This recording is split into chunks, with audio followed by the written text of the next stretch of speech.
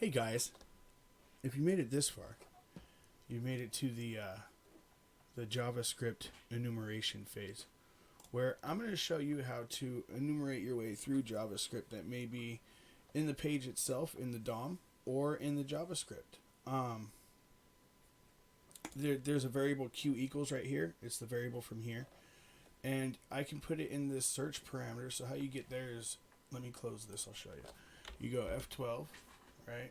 And then you go to your elements, okay? And then down here, it's usually on what's new. You just click search. And here I can say eval and see what is running eval to evaluate things. I can run DOM pointers like document.write. That might not be, oh, there is a document.write. There's a document.write right here. So it'll take you basically wherever you want to go. You can say window.everything. Nope. Window dot. Yep. You can say window dot, and it'll give you the window dots everywhere. So you can look for window.c, window.add event listener, window.cookie initialize. We can look for document dot and strictly look for that. So this is where you would take your DOM queries and see if they're in any of the JavaScripts relating to this page, anything like that. But there is another way to do it, and that would be inside of Burp Suite. Let me pull up my Burp Suite here.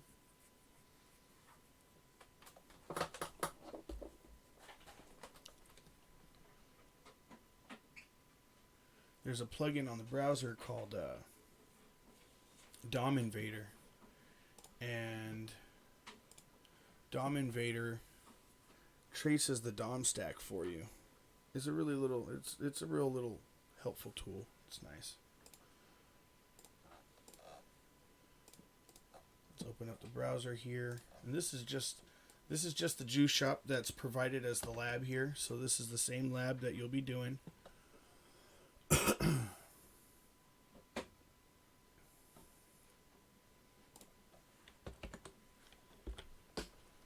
So we go there, we go to the page that we want to go to, and then see we have DOM Invader here that has a canary injection. Now we can, once we have that on, we can do this. We can push F12, right? And inside our F12 menu, there's going to be a DOM Invader. Now we can inject the URL, and you can see right here, it comes back with a object in the sink, and here's the sources. So this is the source, and this is the sink it comes back as, and it comes back with a message saying, "Hey, I can leverage this right here." See, and we can go to the stack trace, and it'll trace the stack all the way down for us, and tell us what's actually going on, and if it gets injected or if it gets executed, right?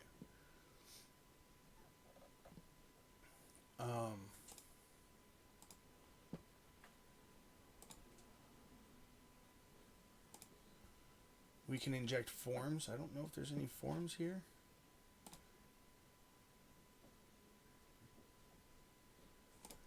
And there is also a place for injecting everything, I believe. Let me see here. It's either in this one. Oh, yep. Inject canary into all sources. See, and then we just need to reload right here. And now you'll see element.innerHTML. So this is a very, very bad occurrence. Element.innerHTML executes JavaScript and HTML tags before the page is loaded. Okay, so what does that mean? What does that all mean, right? What does that mean? See how we have a red there, and this is red. So what that really means is we can do something like this. Because it's the inner HTML, we can go image source equals x on error equals, let's do a prompt document dot cookie, and we can pop up a cross-site scripting, but this is through the DOM. This is not being executed on the server side. This is being reflected back in the DOM and being executed as an inner HTML element. So DOM Invader is really good for a lot of things. It's also really noisy and can get you blocked on websites, so be very careful with it. Only use it where you know that there might be a DOM occurrence, which also comes back to reading through the JavaScript and understanding if there's some kind of unprotected DOM occurrence there. Right? So now that we went over that tool and the control panel for that, we can view this source and look for the main JavaScript, and we're just going to go through the entire main JavaScript and see what we can find. Let's bring it up over here. It looks all jumbled up, super jumbled.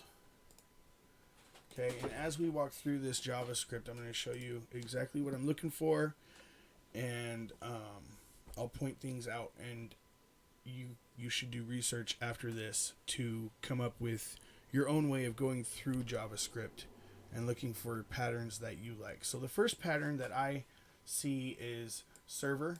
I see a dot, and then I follow that with my eyes, and I see this /rest admin. So that would go into my notes. Okay, that's going into my notes as a directory. All right, and then I see lots of other directories: application configuration. And if you want to know what this site is called beautifier.io, and it beautifies JavaScript for you pretty well, and not just JavaScript. So you have JavaScript, HTML, and CSS. So you can beautify some things, and you can use this menu right here to mess with the ways that they obfuscate JavaScript, and you can de-obfuscate it, which is nice. Through here we have tokens. I always watch the tokens. You can see all the variables they're setting, right? So I take note of that. I take note of the variables in my head, and then I look at this, and look, there's a constructor with a juicy coin. Okay, so now I really want to know what their altcoin is doing, see? And it's going to console log the altcoin. So this is something that I would keep in an interesting code area and say, okay, this is really interesting. If this was an actual target, like a real honest-to-God target, I'm hunting on this target, I would take all of these JavaScript files over here, and I would put them where they belong in an IDE, in like VS Code or something like that, and I would put them in the files that they belong in, like Ajax Libs, jQuery. I would put that in that link, and then I would have an entire map of all the JavaScripts that I have, and I would be able to go through them in that way, which is really nice. It keeps it very organized. We have a PDF of an outside website being translated in the script. I would take note of that. There's a sec.gov investor alerts virtual currencies PDF. I'd take that too. That's going in my list. Assets, public images, padding. No, not really, not important. You know, this right here, this stuff is CSS. So that's adding names and divs and translations. We have an API users. That's going directly into the directories right there. We have an http.get. So there's a return this.http.get. Okay, so that means they're sending a GET request to REST user authentication details. Okay, there's no other variables being sent here, which means anything can make a request to that endpoint. So this whole code would go in my notes because it tells me the way I need to make a request and that it doesn't have any checks on it. Okay, then we have another GET request, this.host/t. We're going to take note of that. We have a REST user login. Maybe not. We'll take note of it anyway. It's a post request, and it's going to change it to is logged in, so that's important. Change password current equals and new equals and repeat. So this is an entire GET request that they're changing a password with a GET request. I would take note of that for sure. On the exploit phase, I would come back to this and try and put this request together myself and see if I could change people's passwords. There's a reset password for the user. That's a post request, probably less easy to leverage there. There's a GET request here with a who am I would put that in my notes too. There's a OAuth token endpoint. That's going in the notes, right? Here's another GET save login IP. That's going in the notes. There's a deluxe membership. That's going in the notes. And then there's a post and a GET to deluxe membership. So that both of those options would go in my notes. So I know the options that I have. We have OAuth login, user service access token, subscribe, no. So again, I'm looking for forward slashes. I'm looking for keys. This is pretty interesting. It gives you the login logic. So I would take that logic and apply it to the login endpoint that I just found, right? And then we have the token, local storage, remove item token. That's the log out. Going down further, there's a basket. Okay, so these are more endpoints dealing with the baskets. API basket items. That's the directory that I would take down here.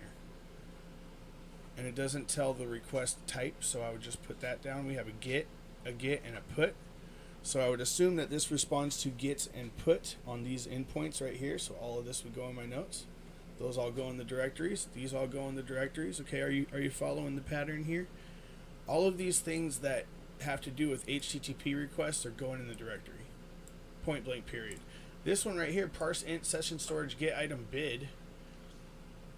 That's logic, so that would go into the logic category. Okay.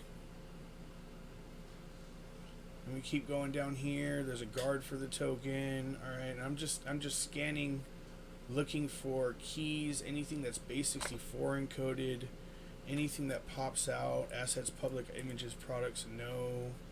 There's more CSS. The reason how I can tell it's CSS is because it's a function, but it has style in it. So this is a style for a button, okay? To increase the quantity of the basket. We don't care about that really. We're doing keys, directories, and other JavaScript files, right?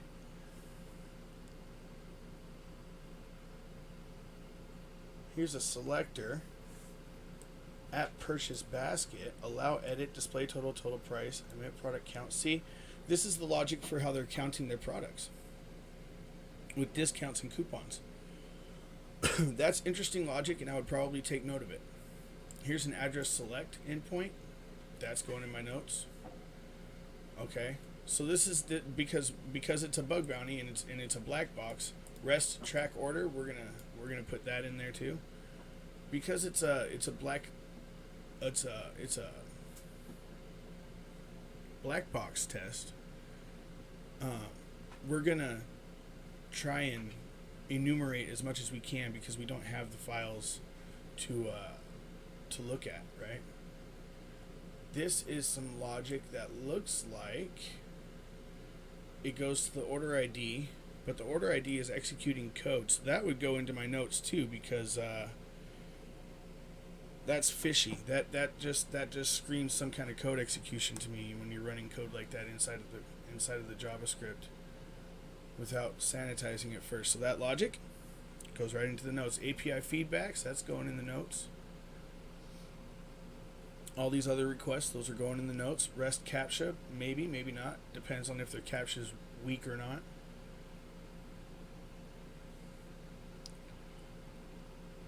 There's their submit button logic. And you might look at this and say, well, yeah, this is supposed to be a vulnerable website. It's JavaScript is not like the JavaScript out there that you read, and that is the most false thing that you could think. I have seen all of these things in wild JavaScript all day long. Here's a REST user security question email. Looks like it's a GET request to get somebody's security question with their email. I would take that, definitely the whole thing, and put it in my notes. Make sure that I know how to make that type of request. This is REST user with an erasure request and a data export, so we can export users' data. That's going in my notes, all of that, all that logic. And what's the important thing about taking down the whole logic is understanding what the logic is doing when you go to exploit it. I don't want to have to come back to this specific JavaScript file and read all the way through it again and find that logic because I wrote down one word or one directory. The logic goes in the logic section, the directories go in the directory section. Sometimes you have directories in your logic. It is what it is. But make sure that you have these things handy. You know, you can just go straight back to them and say, oh yeah, look at that. That's what I was talking about.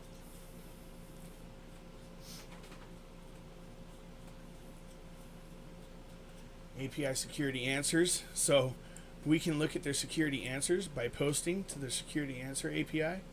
That's not good. That's going in the notes for sure. So you can see reading through JavaScript is just scanning for forward slashes, for keywords like keys, secret, API. I've just gotten so quick at it that my eyes do it automatically, and I'm trying to get this pattern recognition across because it's the only thing that helps you look through JavaScript is pattern recognition and understanding what the JavaScript is doing. If you don't know what the JavaScript is doing, dude, just highlight some of it like this, copy it, and go to Google. And if you put this in Google, it's going to come up with,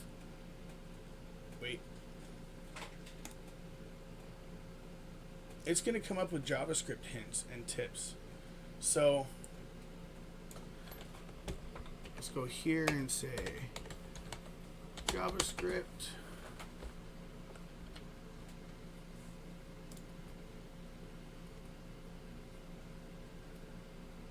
and you can see codes. This is specifically the juice shop, but you'll see codes here. Let me go back and find another one that's not that. Let's do this.translate.get. Okay, if you don't know what this.translate.get does, then you can go like this. And it'll tell you how can I use translate.get in a service. It has all these hints and tips for helping you with translate.get. And you can learn what the actual JavaScript does without knowing fully JavaScript. You know what I mean? You just highlight it and Google it, and Google will tell you what the JavaScript does. You go to Stack Overflow, you go to the documents, read the docs, you know. That'll help you gain an understanding about what your site is doing. Sorry, excuse me. So we're still going through it. We're looking for more stuff.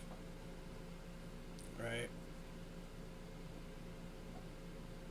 REST products search. We already leveraged the search, so we know that the search has a vulnerable DOM element. And it's because it's moving it as a pure variable right here. API products, and it's also because it moves it as an inner HTML, but I don't think it's going to tell us that it does inner HTML here. I think that's just something that you find out from assessing the DOM and the stack. Yeah. So API quantities, that's going in the notes. You notice I skip all the titles of stuff and the things that are written out and the descriptions of things because they don't really matter right now. They will matter later on if we decide to do something special, but that something special may or may not work. And right now what we're doing is we're getting the most data that we can to do the most things that we can because we're doing a pen test or a bug bounty hunt, and our bug bounty hunt needs to express the things that we can do the most easiest for us, and that would be directories, API keys, and other JavaScript files. There's, like I said, there's logic in here that we can look at. There's the DOM stack that you need to look at. After you do all that and get it all in your notes, man, you're going to have a really good outline of what this entire site does. At least this JavaScript related to this site, and then you'll start to see endpoints, and you'll be like, oh yeah, I saw that in the JavaScript. This .window ref surface native window location .replace. So this is replacing the location with a client ID, and it says this .redirect URI. So I can just put a redirect URI in here and pass it on. That's That's going in the notes too. That logic is flawed, and it can leak the OAuth token, right? Excuse me.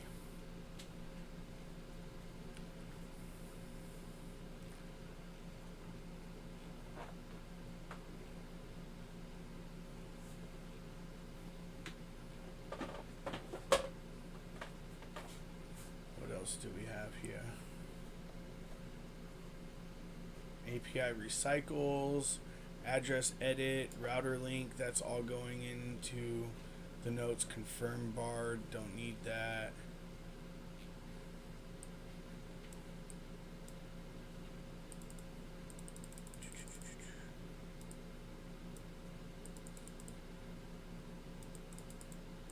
API challenges, that's going in the notes. All of these, the rest, continue code apply, that's all going in the notes.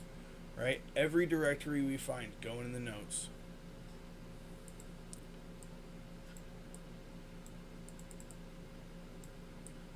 And we're just going through the JavaScript, man. Line by line, reading through it. You can't, there's no surefire tool to do this for you. There's tools that try and help, but they're not surefire, and they're not going to do it. They're not going to do it for you all the time. They're for general use case, not for specific case, which is what you're running into when you do bug bounties. A lot of people think that you can use general use case things on bug bounties. I did myself, but you can't. You have to develop your own methodology. You have to develop your own way of doing things. ./rest 2FA disable. See, post. Look at that. That whole thing is suspect. So we're going to put that in our notes. And we wouldn't have seen it if we didn't go through the JavaScript, right? It's so important to read the JavaScript, guys. It's so super important. There's no substitute for it. Okay? It should be part of your recon process, is going through each one of the JavaScript files to see how they relate to the logic of the application itself. All right? So let's back up a little bit. And how are we going to get these JavaScript files, James? Come on now. Come on now. How are we going to get the JavaScript files? Well, I use HackCrawler. HackCrawler is a tool made by HackLuke, and it's really awesome. It does a really good job at crawling sites. I'll show you. You can install it with go install GitHub HackLuke/HackCrawler at latest. All of the instructions are right here in the GitHub. I'll show you guys the commands that I use. I use -d at usually a 3, and then I use -t and I knock it down to one thread, and then I use -u for only unique URLs, and I just output it into a file, and I go over that file, and I use grep. I'll show you what I do with grep. I'll show you what I do with grep right here. So I'll take the file, and I'll go like cat crawled .text, right? And then I'll go through it, and I'll say grep for the domain that I'm testing for, and then I will say grep, and I'll put quotes, and I'll say .js, and I'll put a $sign afterwards, and that's anything that ends with a .js. So that's a root JavaScript file, and those files will pull back, and then you just collect those files, and then you start going over them inside the beautifier or some other way to beautify your files. This is the best way that I've found to beautify files and give it to me in small chunks. This window is this size for a reason. It's this size so you can fully visually take in the parts that you're looking at. Sometimes your eyes and your brain get overwhelmed with too much data, so this cuts it down into chunks that are viewable by your eyes, so you can actually read the code.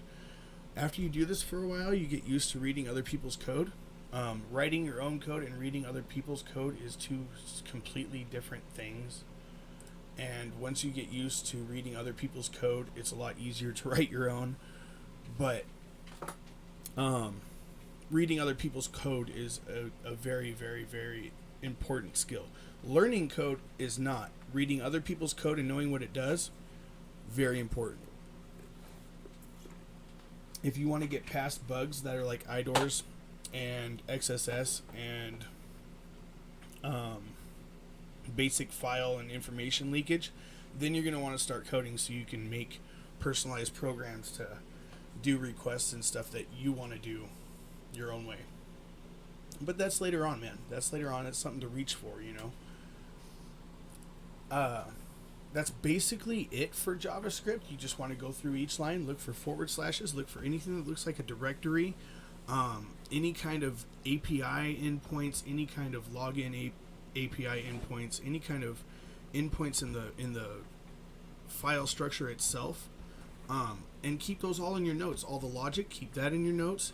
Make sure that you take note of all of these things, so when you get to the exploitation process, you can go back to your notes and say, oh yeah, there was this logic right here that was pretty funny. I wonder if that applies to any vulnerabilities that are available, you know, online on the CWEs or the CVEs. And 9 times out of 10, dude, you'll find that logic in a vulnerability, and you'll be able to exploit that vulnerability. So happy hunting, happy hacking, and I will see you in the next lesson.